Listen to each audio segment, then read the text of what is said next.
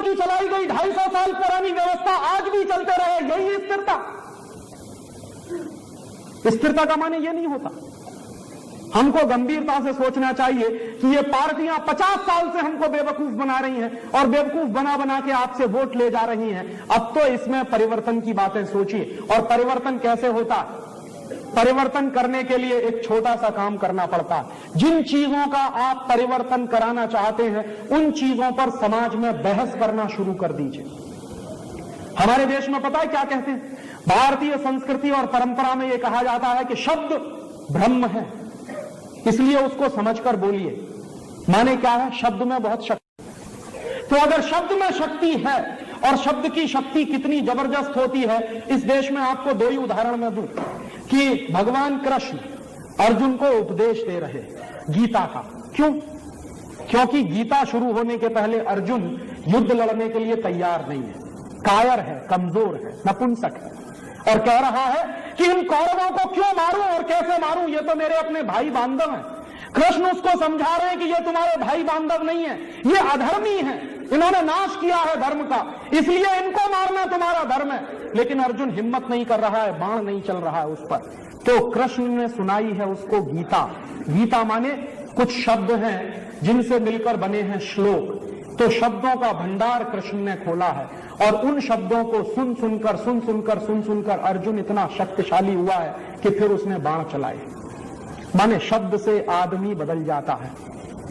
दूसरा एक उदाहरण दूं कि हिंदुस्तान में आपने तमाम राजाओं के बारे में सुना होगा जिनकी सेनाएं हार रही हैं, भाग रही हैं।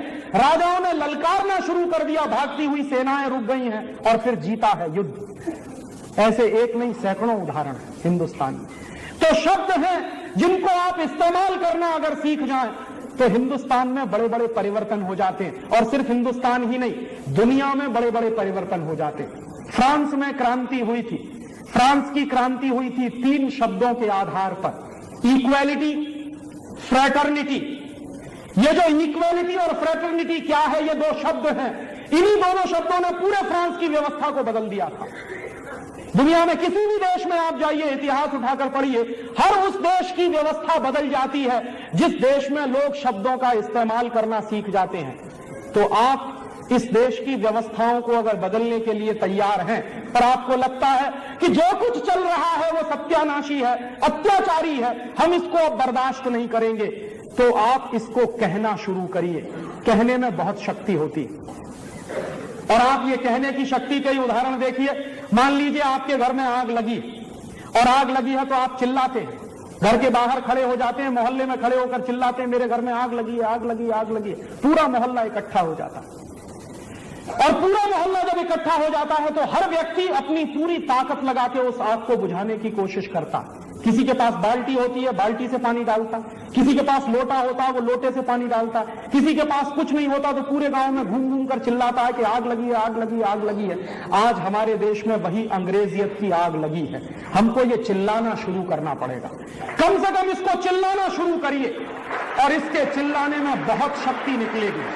आप कहना शुरू करिए कि यह अंग्रेजियत की व्यवस्था क्यों चल रही है 50 साल से।